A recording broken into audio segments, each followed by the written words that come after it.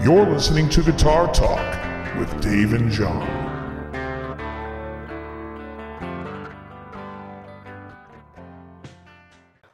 Hey, welcome to Guitar Talk. This is Dave. Good morning. This is Jon. Hope everybody had a good Thanksgiving and an even better Black Friday.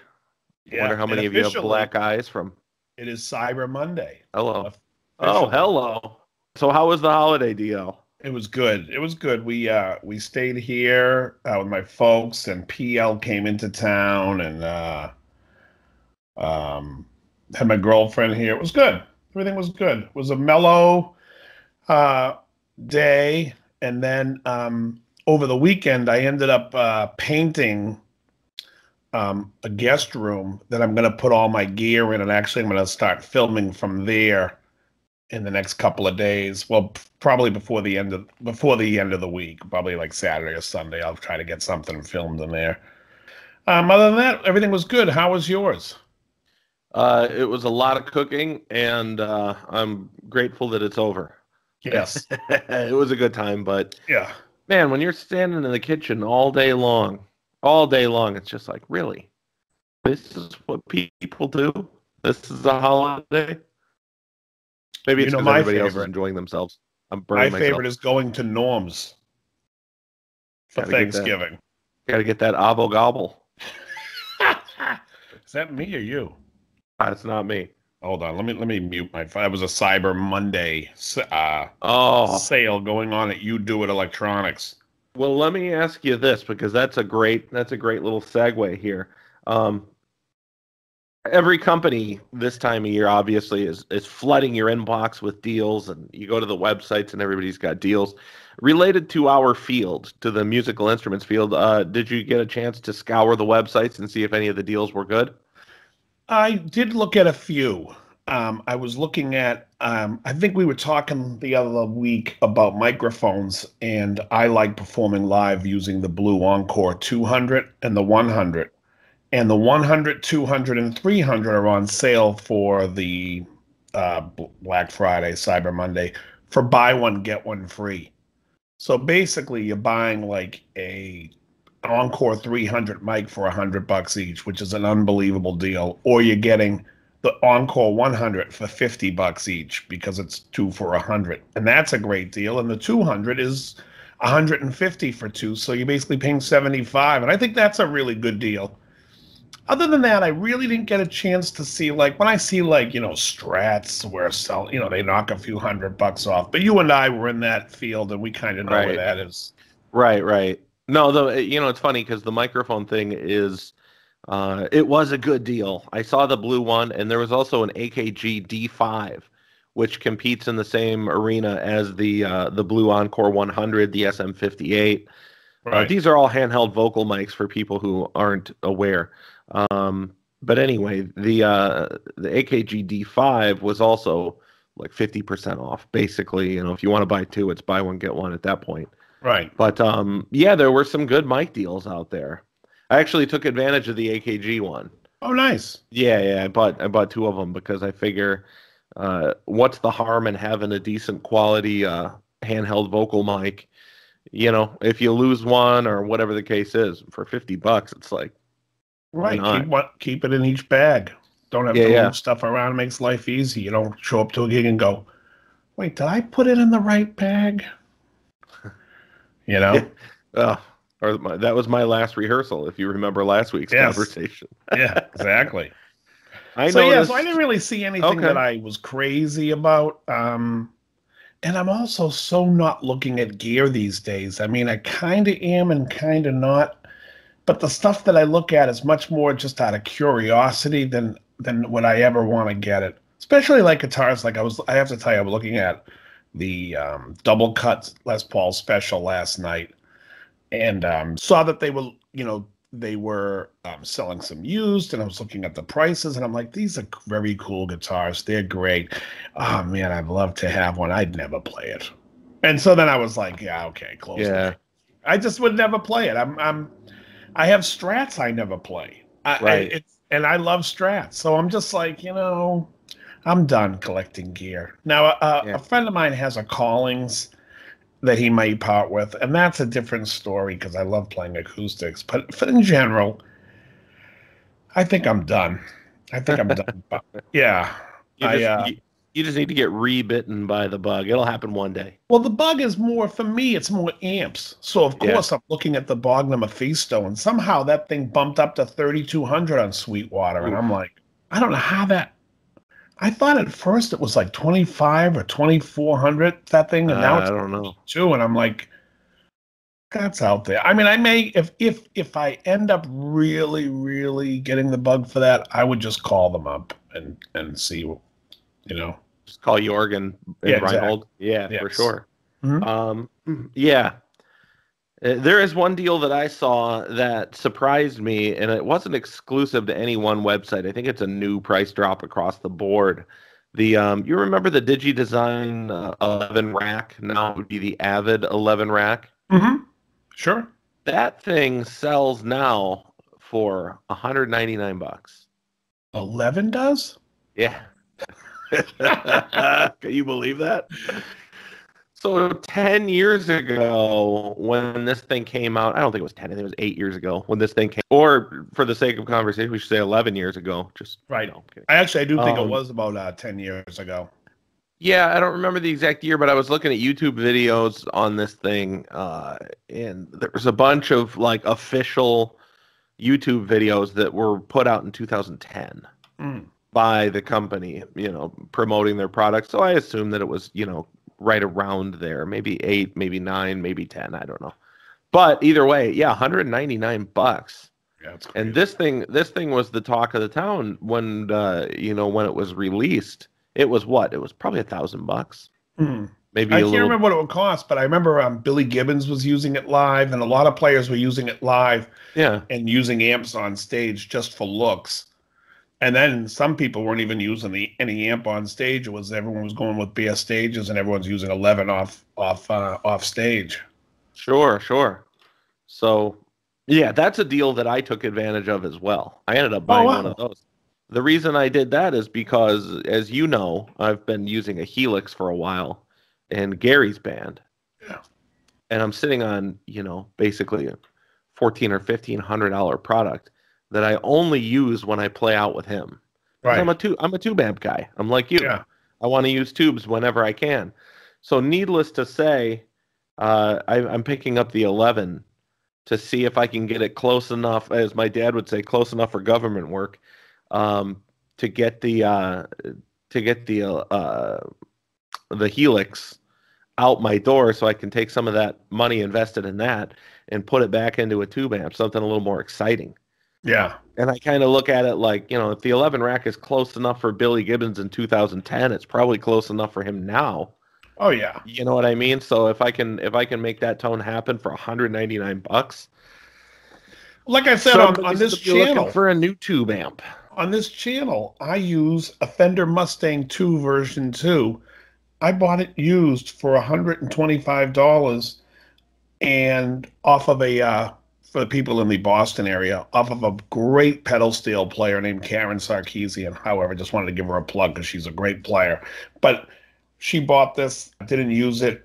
I ended up buying it off her. And the thing is fantastic because I can go on the show, like I said, and people are like commenting, that sounds just like it. I'm like, people are so critical of modeling gear when they're playing it, and then when they hear somebody else playing it, they're always like, when they don't know what it is, that's great. It's like, right. And I think the modeling gear is great. Nobody can tell the difference. I mean, I've never been to a show where I'm like, the only time I can tell you I've been to a show and I was like, that amp is a solid state amp, was when I saw Oingo Boingo in 1990, and how clean the cleans were. That glassy Roland Jazz Chorus cleans, I knew right away it was a Roland Jazz Chorus.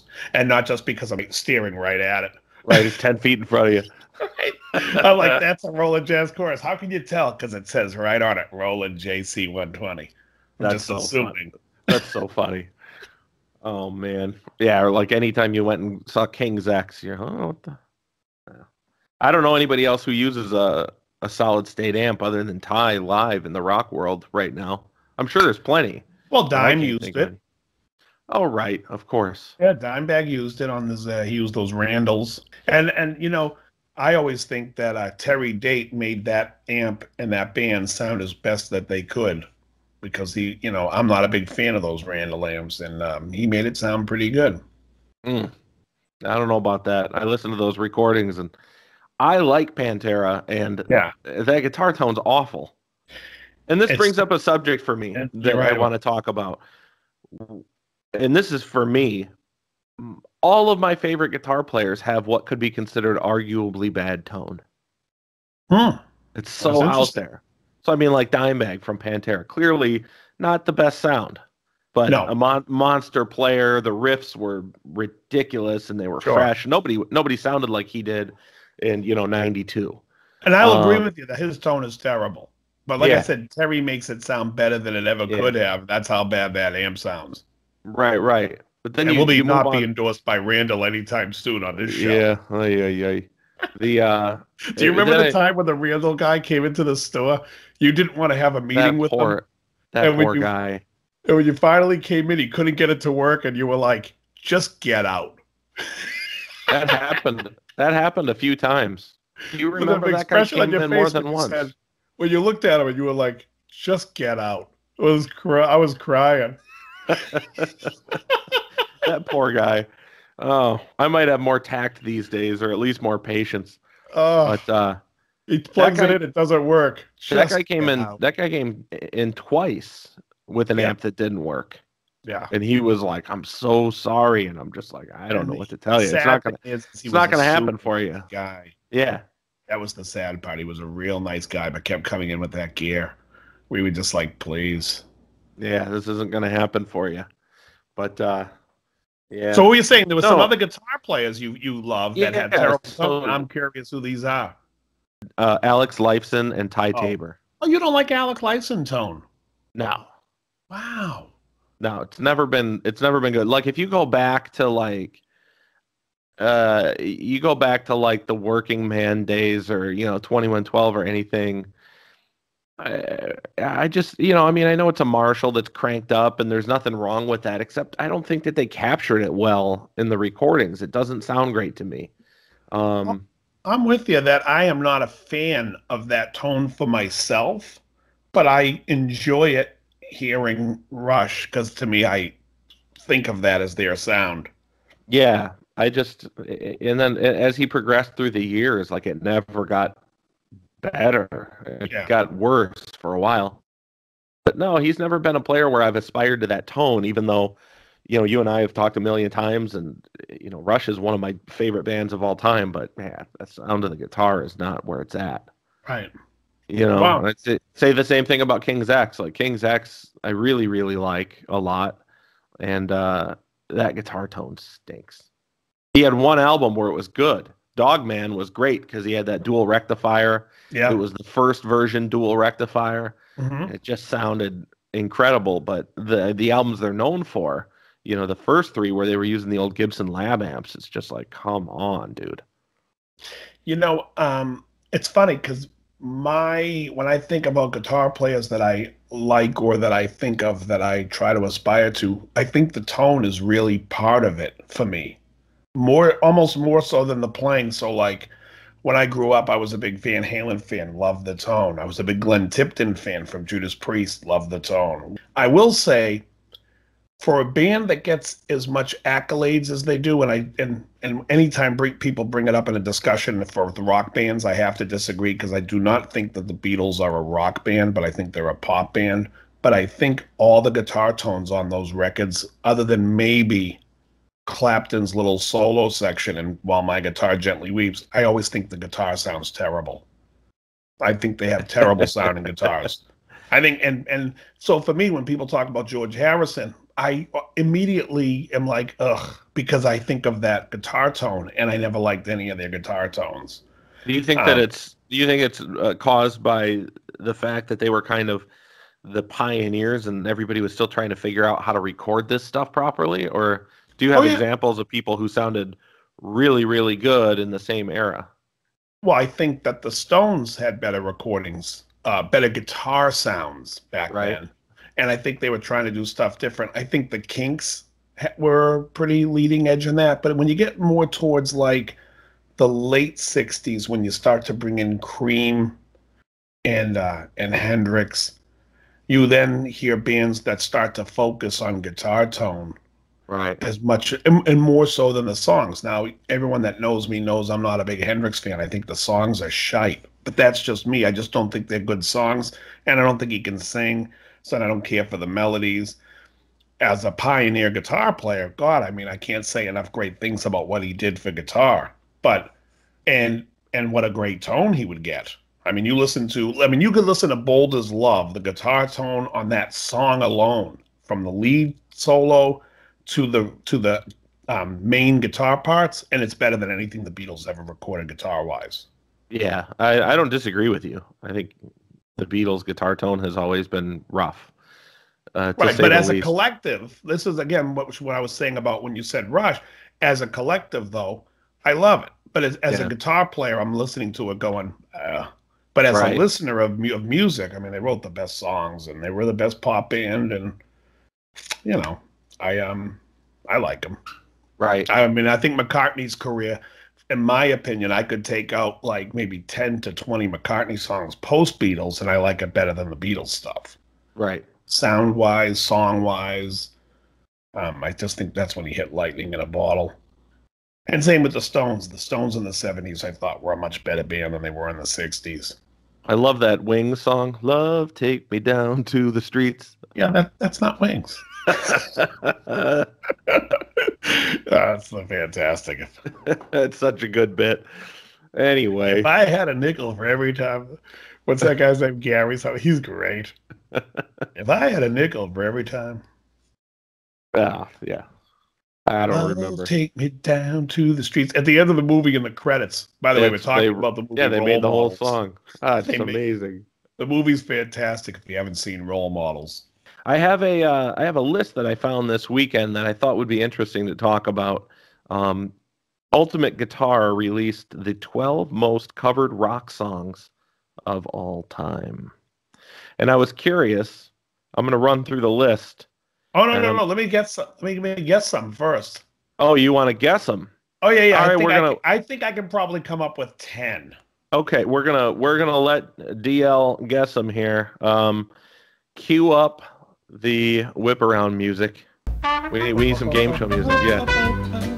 All right. Anyway, my first guess is I'm gonna say Sally is on that list. Okay. I think that this list it's very specifically rock as opposed to thank God. Okay, so I can avoid the songs I hate. There will be plenty that you dislike. Okay, good. Let me ask you this question, because this song I've come in contact with, and I hate the song, and I've never seen so many bands do it. But is "Laid" on there by James? No. Oh. No. I suck at this. Okay, why don't we just read the list instead of me trying to guess a million tunes? All right. Let's do this. You name the tune, I'll name the artist. Oh yeah, exactly. I'll name the tune. You tell me if you've played it in a cover band previously or if you're currently playing it in one of your bands. Okay, sounds And we're good. going to start at the bottom. Mm-hmm. Number 12. Hard to Handle, Black Crowes. No, I would never play it. I love how you approach this. Well, not only would I never play it, I would never play the original. Wasn't, what's his name do it first? Otis Redding? Yeah. I think it's an Otis Redding tune. Okay, yeah. Gotcha. Song sucks. Go ahead. All right. You shook me all night long. I do it. You do it. I do all it. Right. We do it as a set closer in one of the bands, but it's such an iconic solo and everything, and my singer does it well, so we enjoy it. Fantastic. All right. Moving up the list, American Girl, Tom Petty. We used to do it, and I said every band does this song, and I can't stand it, so we stopped doing it. But yes, we used to do it. This is one that I do as well. And I've played this song in, I think, 2 other cover bands in my past as well. It just keeps coming up. Ugh. All right. Moving down the list. We're going to go to the 1970s. Play That Funky Music. Wild Cherry. I've played it many times in another band. I don't anymore. Okay. Got it. Summer of '69. Bryan Adams. I can say I've never played it. Thank you. I bought my first real 6-string. You're ready. All right. Up next we have it's I feel like I'm on K-Earth right now. Right. I don't know if you remember K-Earth out here in LA. No, I remember K-Earth, yeah. But I would prefer like a I'm Casey Kasem. But that version was Tom Petty. And that song was American Girl. This next song is brought to you by this Irishman, Brown Eyed Girl. Oh, I've played it many times. Van Morrison, not a fan. Yeah. I love him. Hey, where did we go? I love him, but I cannot stand the songs people play by him. They always play the same two, right? Yeah. That one and Dancing in the Moonlight. Is that it? No, it's Moondance. Right. Dancing in the Moonlight is King Harvest. My mistake. Dancing in the Moonlight. Love that song. Moondance. Moondance. And up next on K-Earth 101, we've got Sweet Caroline. Oh, I've been asked to play it many times, and I've refused every time. I did play it once. Well, that's popular in your neck of the woods, right? Oh yeah, because it's the Sox thing, and the only funny thing about that song is when he goes, "Wham, touching wham." Neil Diamond with his New York accent. Yeah, I was gonna say, why is a New York Jew that relocated to Los Angeles so big in Boston? Who knows? It's unbelievable. Yeah, I don't know. Plenty Barbara of has Boston her set of fans right? here too. She's the same. Babs? Yeah. And we're working into the 1980s here, and we've got Jesse's Girl from Rick Springfield. Oh, yeah. I've done it many times and even have done it recently on my acoustic thing. Okay. Great song. Great solo by Neil Giraldo in it. Great record. And if you watch the video, you'll see our old worker, our workmate, Richard Grossman, on bass. Good old Rich Grossman. Yeah, great guy. Yeah, good dude for sure. All right. We're headed back to the 70s and going down south. You want to take a guess? Sweet Home Alabama? Bingo. We don't do it, but there was a guy who requested it we did a gig a couple of weeks ago. I told you the place was a zoo, it was packed, and this guy asked us to play it, and everyone's like, everyone know the song? And I'm like, yeah. So we ended up doing it. Dude, you didn't just look down at him and point with your finger and say, be more creative. He didn't say Freebird. I was just happy. There you go. There you go. All right. We're back to the 1980s. Here's a 1984 hit, maybe 86. I don't remember. Living on a Prayer. Oh, yeah. Living on a Prayer. That might have been, you might be right in the middle there. It might be, oh, no, it could be 86 or 87. You're right. Bon Jovi, Slippery When Wet. Yeah. Great. Yeah. Have you played that one? I played that once on bass. Okay. Okay. But not a regular tune that you guys do. Okay. All right. How about Sweet Child of Mine? Loathe. I absolutely can't stand that band. Talk about another guitar player whose tone I don't care for. Iconic tone, though. I know at the moment he plays. It's to me, their more iconic song is if everyone was out there playing Estranged. It's so good. The world would be a better place. Instead, they got to play Sweet Child of Mine. When they have, and actually, you know what? I misspoke. Everything on Use Your Illusion 2, I find somewhat enjoyable. I hate everything on Appetite. That's so weird. Everything on Use Your Illusion? I find that there might be one or two. And then I do like Mr. Brownstone on Appetite. Yeah, they're not my favorite band. They've got some of the hits I enjoy. Estranged, I love. There's a handful of songs on Use Your Illusion 2 I do like, but for the most part, Civil War is excellent.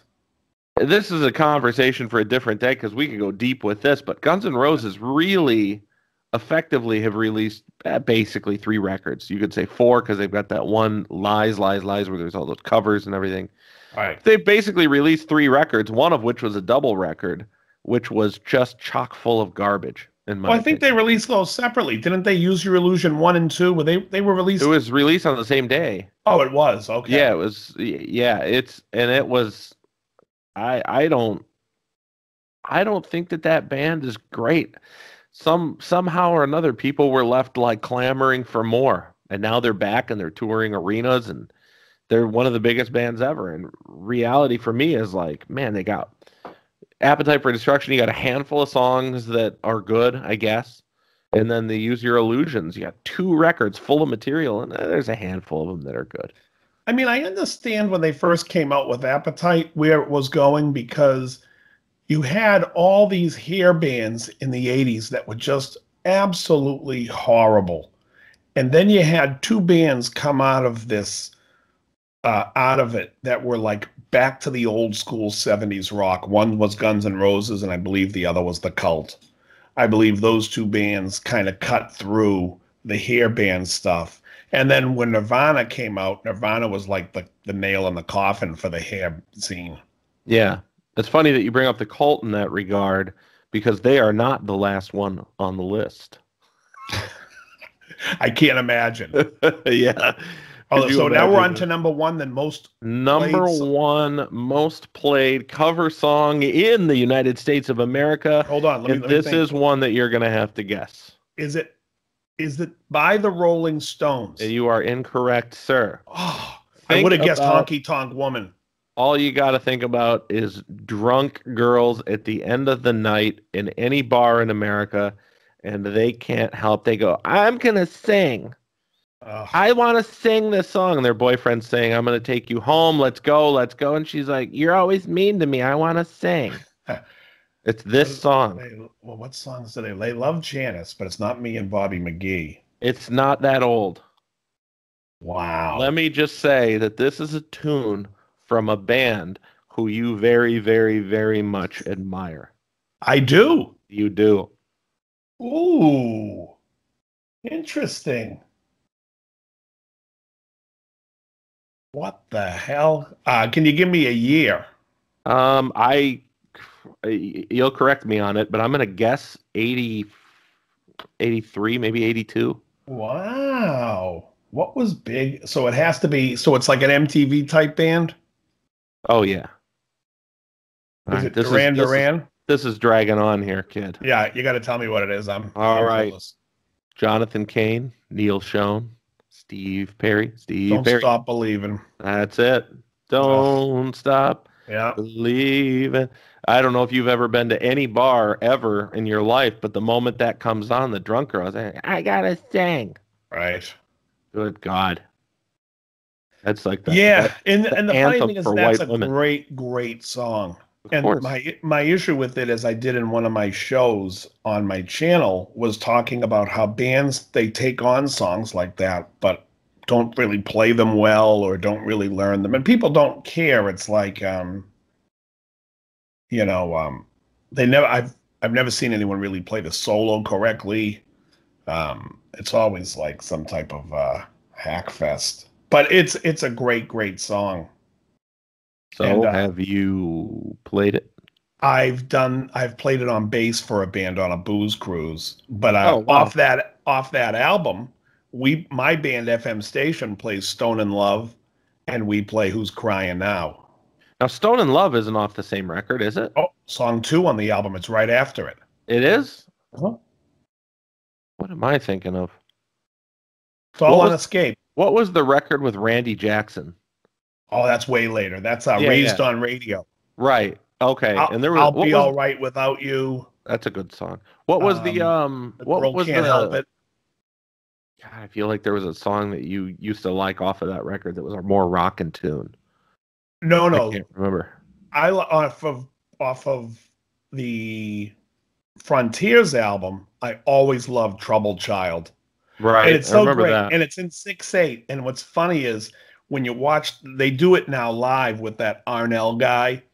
And it's funny because the band looks like they struggle through the timing of it during the break. And I don't know if it's Arnell that can't count time, but someone is like, when it's like, the war with yourself. They don't know when to come in because they're all trying to count. And at one point, Neil Schon looks pissed and he starts turning around like, come on, guys, get it together. That's Get funny. it together, Kokalovich.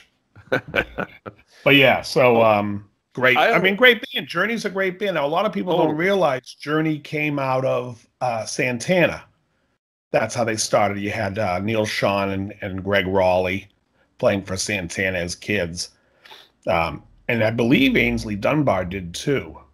And they did the record. They did a couple of records, might have been 3, where they weren't making any money, and Greg Raleigh was singing, and the label came down on them and said, you got to get a singer. And they found a guy named Rob Fleischman, and then the management found Steve Perry, and they kicked out Fleischman and brought Perry in. No, they had one hit that I can think of with I just not Fleischman. You said Fleischman. Greg Raleigh.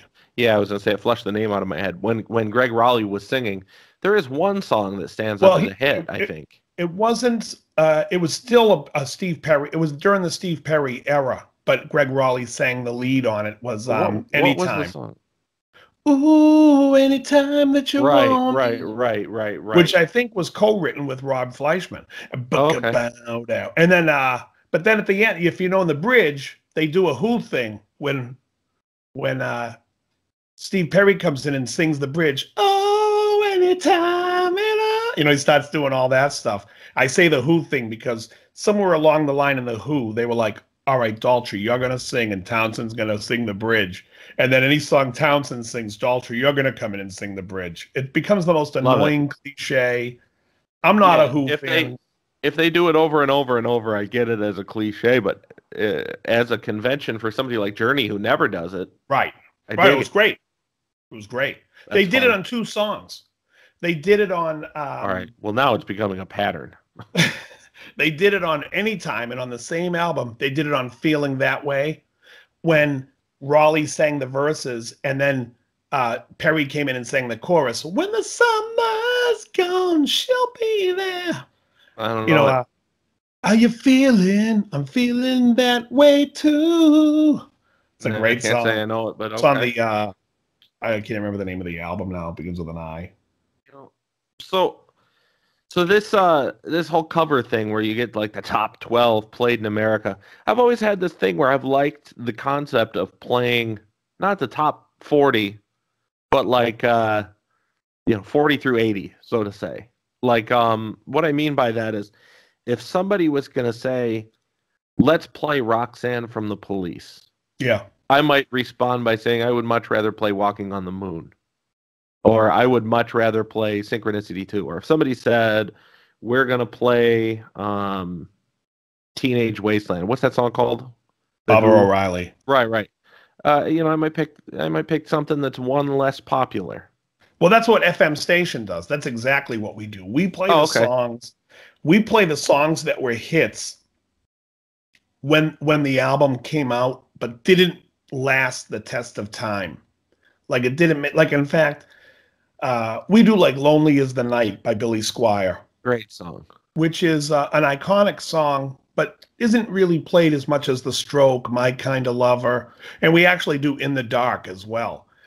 What we don't do, although I would have rather... so good. That whole album is amazing. Well, 2 Days Gone was the one I would have wanted to do because it came out, when it came out, it was a single, or it was on the radio all the time, and then it's never on the radio. And I love that aspect of songs that were played during a time, and then radio has dropped it, and people forget about it. And then when they go see my band, they're like we play... well, it's still played, but we play Aaliyah by Donny Iris. But then we play a song called Crazy by the John Hall Band. And people in this area, when they hear it, they're like, oh, I love that song. We never hear that anymore. And it's like, just great songs. It feels good when you're the musician and somebody's just like, dude, I can't believe you guys played that. Yeah. That happened to me once when I was relatively new to LA and I was playing in a cover band. That was... like one of the things I think that's one of the reasons that I like playing that selection of music is that somebody came up, when I was still young and they were like, dude, I can't believe you guys played that. I haven't heard that song live before, maybe ever. I think we played Synchronicity 2. Oh, great tune. And people were just like, what in the hell? I can't believe you guys are playing. It sounds amazing. So, yeah. And, it was like such a little ego boost at that moment that it was like, yeah. That's why I like playing these songs, The issue is this. When you go play in a band, you know me pretty well. I'm a tough customer when it comes to like, I'm not, if I go see a live band and they come out and they're playing like Don't Stop Believing, I'm like, all right, I'm out of here. Right. So what I did in FM station was my idea was let's play for me. Well, if I walked into a bar, what song would they keep me in the room with? And if I hear somebody doing like Aaliyah, I'm like, all right, you got me for another 10 songs. Let me hear what else you got. And so I love that aspect of hearing, and I think it's laziness when people are like, oh, I don't like the song, but everyone knows and it gets people to dance. It's like that's so lazy and lame because nobody likes that song. And you know, it's like if you want to hear that, you can hear it in your car on the way to the bar. What we like to play, like we open up every gig, we open up with One of These Nights by the Eagles. Because I don't really know anybody that plays that tune. And we play it note for note. We do like a long ending. It's really nice. And then we go into The Firm. We go into Satisfaction Guaranteed. Okay.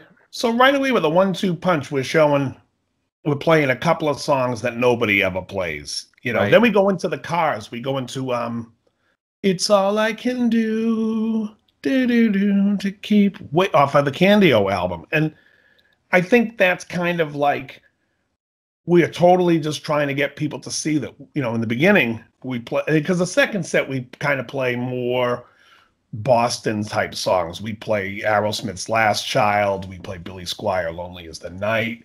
We play Jay Giles' One Last Kiss.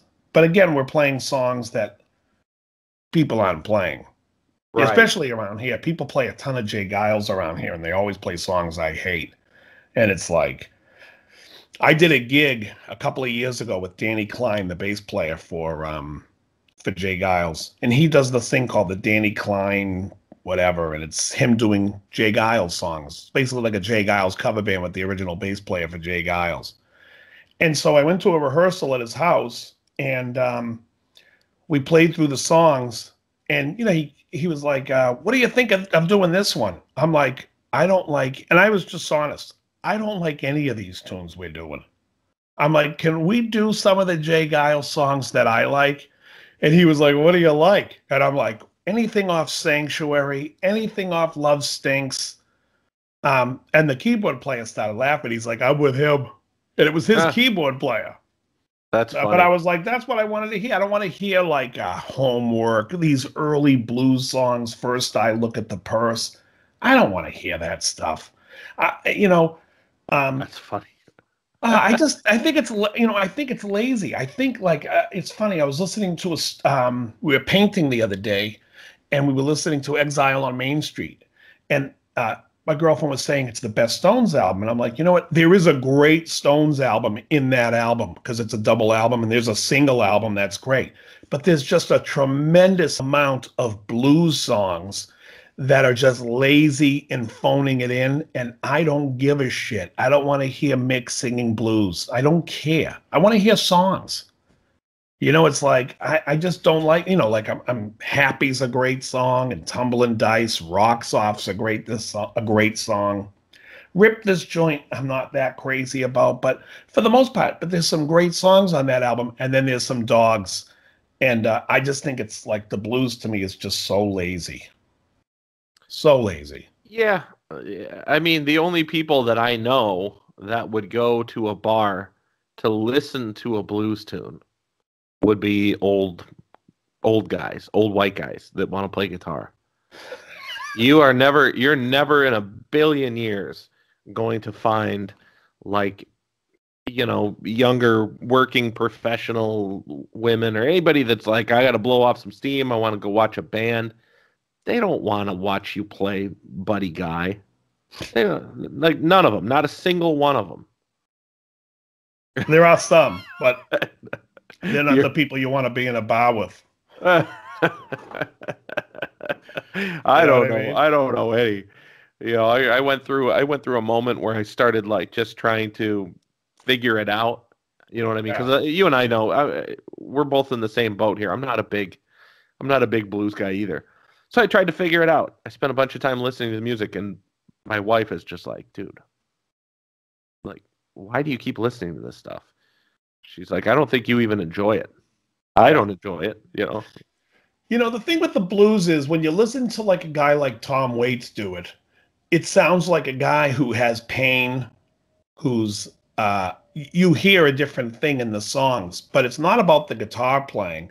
When I listen to Stevie Ray Vaughan, like people here talk about Stevie Ray like he's the greatest guitar player that ever lived. And I'm like, I don't give a shit if I ever heard another song by him ever in my life again. I find it to be completely pedestrian. I find it so boring. And it's like, I just don't, there's nothing in it where I'm like, except for maybe Scuttlebutt, but there's nothing in it where I'm like, oh man, this is so good. I don't get it. It's Whereas so I funny. could listen to like, I could listen to a guy like Brian May. I was listening to the album, The Game, a couple of nights ago. And it's a very overlooked Queen album because it has their two biggest hits. Another one, Bites the Dust, and Crazy Little Thing Called Love. But I'm telling you right now, it's up there with like it's in my top 3 albums by Queen. I think the album's fantastic. I think it's one of the best produced albums they have. The solo that Brian May plays on Play the Game and on Save Me are so melodic and so fantastic. When I hear that, I smile from ear to ear. And if I was to hear a B.B. King song, I'd be like, yeah, let's turn that. Yeah, he's got. I think he was a good singer. King? Yeah, and this is pathetically embarrassing. I didn't know that BB's first and most recognizable skill was supposedly him as a vocalist. Because growing up in the guitar community, all I ever heard about was BB as a guitar player, which isn't great, He sings in one of my favorite songs. Remember that? Please. Remember the song called "Standing Outside a Phone Booth," and I've been hard-hearted, baby. I've been downhearted ever since the day we met. Oh, yeah. I love that. That's a sample of B.B. King singing "How Blue Can I Get." Right, I know How Blue Can I Get. What? I don't know the song you're talking about, though. Oh, Standing Outside a Phone Booth. You know the tune. It's from the movie Cable Guy. Oh, yeah, The I don't know song's off the top of my head, but I hope yeah. I die before I da da da. But Da da da da da da da da da da da da. I mean, I recognize that melody. I don't know. Oh, it's great. But, dude, how good is BB's Primitive Radio voice? Gods is the band. Primitive Radio Gods. Yeah, I don't know. That's I don't care much for the guitar playing, but how good is that guy's voice? Yeah, he was The great. guy's voice is good. Yeah. But at the same time, I get it. Like, if I'm looking for something that's going to make me blue or somber or anything like that, I'll throw on the Blue Nile. Yes. Ah, now you're talking my game. It's not blues music at all, but No. it certainly feels a lot more emotionally real. There's something true. Yes, exactly. And I will say, it's funny. Because you're dead on right. There are some blues derivative stuff, like the Allman Brothers stuff. I love some of that stuff. I don't love all of it, but I love some of it. And I hear the blues influence. And so when I love when I tell people that I don't like blues, and they're like, but rock and roll is all based in blues. Yeah, that, I can sit there and say, I love eating lemon meringue pie. It doesn't mean I want to sit down to a bowl of sugar. Or lemon. You can't. Right. You can't have lemon meringue pie without sugar. What but about I'm not going to sit blind there. lemon meringue pie Jefferson? He influenced the Ruddles. So. Oh man! Speaking of influences, DL. Yeah. Influences. Go ahead. What are your top 3 influences as a guitar player? As outstanding. So I would have to say my influences are Eddie Van Halen, Yngwie Malmsteen, and Brahms. For any of you out there that don't understand why we're both like pissing our pants completely right now, if you ever read a guitar magazine from the 80s or the 90s, it's still today.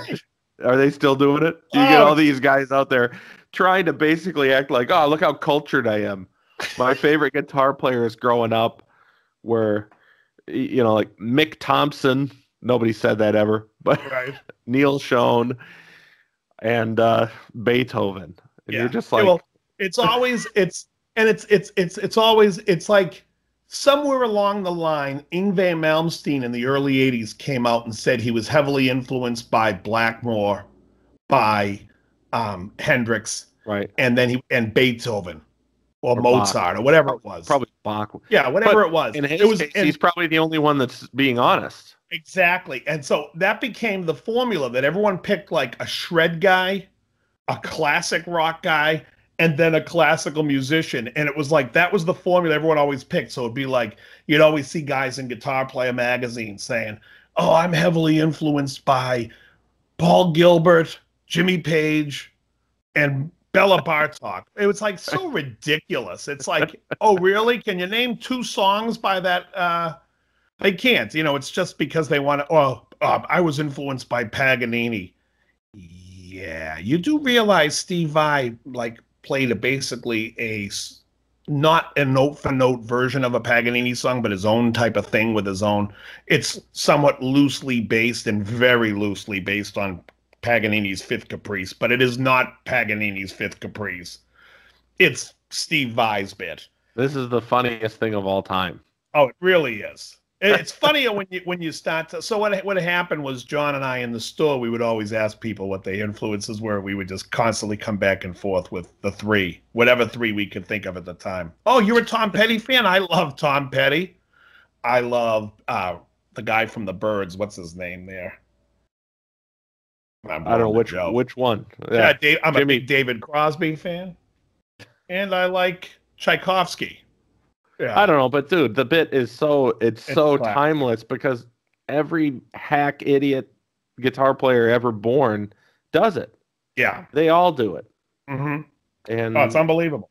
I mean, I really think that Yngwie is the only one that can really probably say for certain, hey, I was influenced by this classical guy, and it's like, well, clearly nobody else did your shtick. That was actually, I will say this: it might not be Yngwie.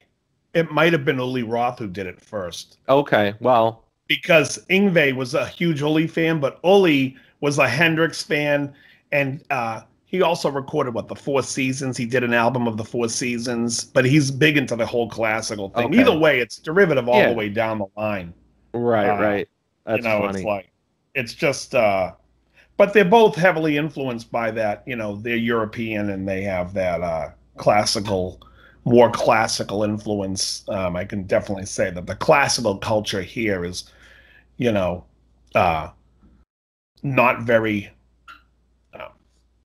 not very much in depth. I mean, people don't really know a lot of classical music here unless you study classical. But it's funny here. There's a lot of, especially in Boston, there's a lot of jazzers. Oh, okay. Yeah, and it's funny when we discuss music theory. Or if I mention a chord to them, they look at me like I'm crazy because jazzers don't like 11 chords. They if I say the chord's a B11, they look at me like, what the hell is that? Then you tell them the notes in the chord and they're like, yeah, that's a B9 sus4. It's an 11.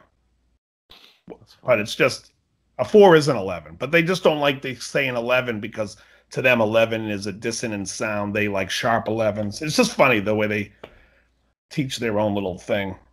But yeah, you got me on that. I have no idea. It's all good. Yeah, my theory is not well polished. I'm not good at it. I can sit down and analyze stuff, but that's what I have to do. I have to analyze it.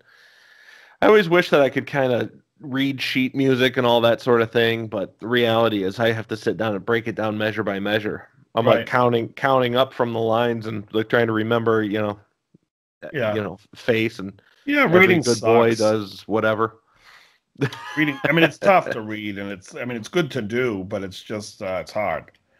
But charts wise, I mean, if you know charts, I had a rehearsal yesterday, and it was good. The keyboard player's pretty schooled, and so we were talking stuff, and I'm like, oh, it's and he knew right away when I was calling off stuff or telling him it's a push, where to play it. And it works out nice. There was a part of the chart I wrote. We were doing the song Sweet Thing by by Rufus, and there was a part I wrote it out, and I didn't notate the anticipations, and so I was like, shit. I go, that whole bar's anticipated. So it was good. We ended up doing it. It worked out great.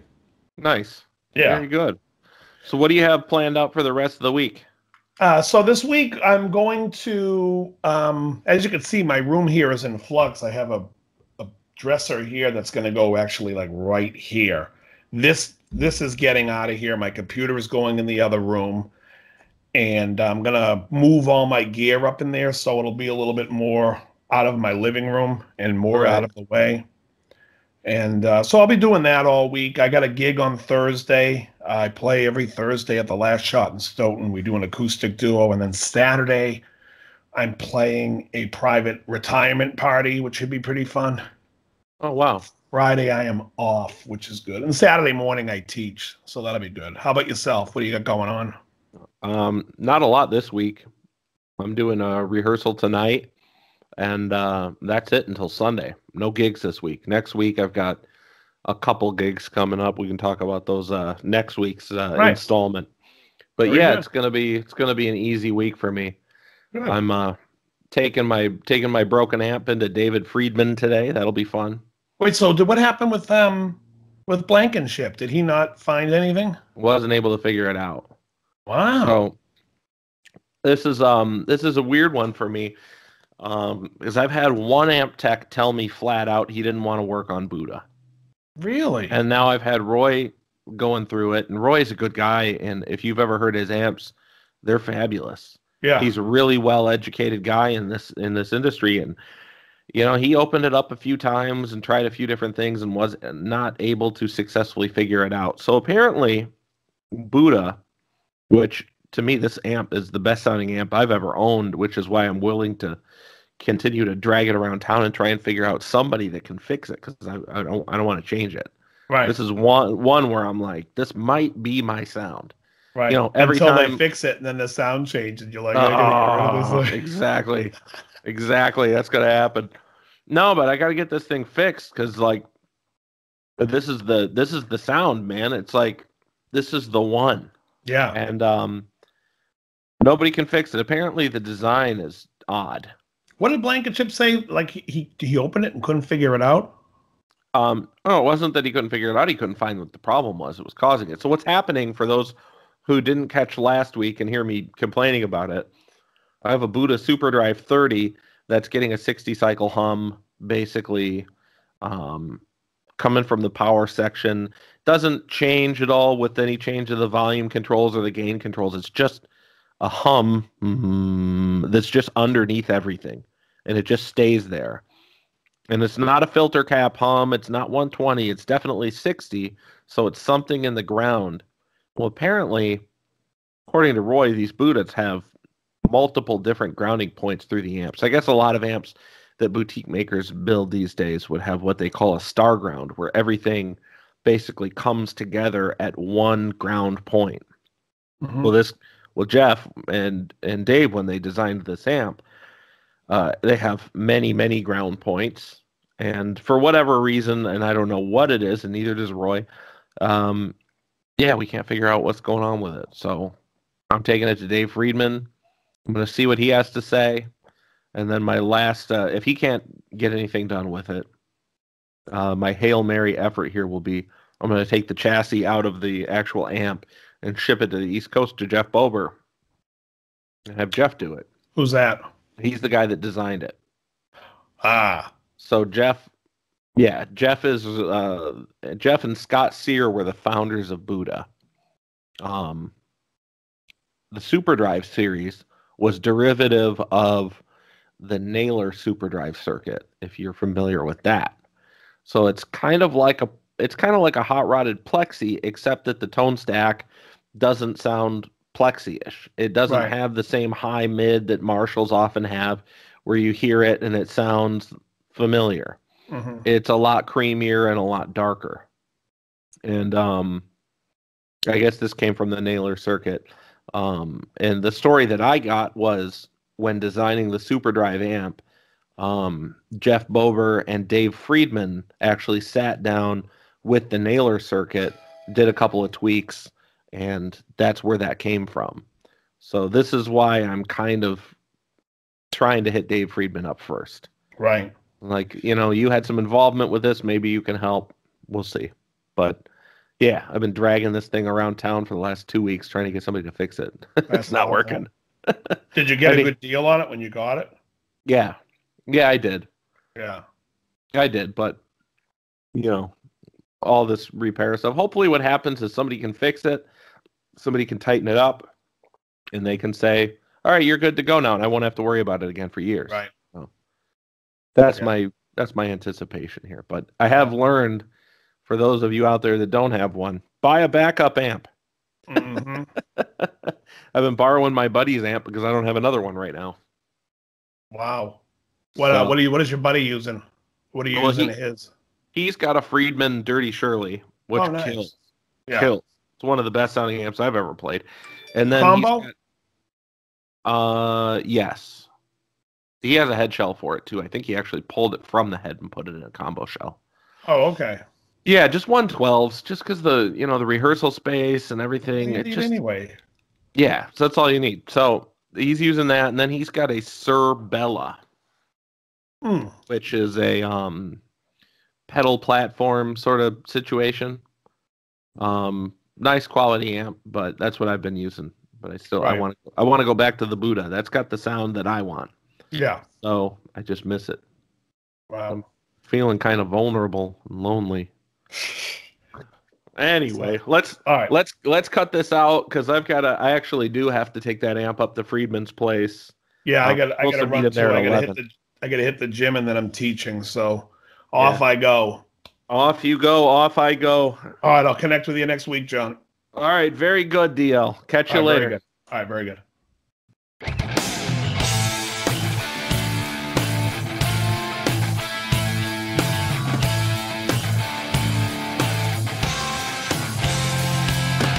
You're listening to Guitar Talk with Dave and Jon.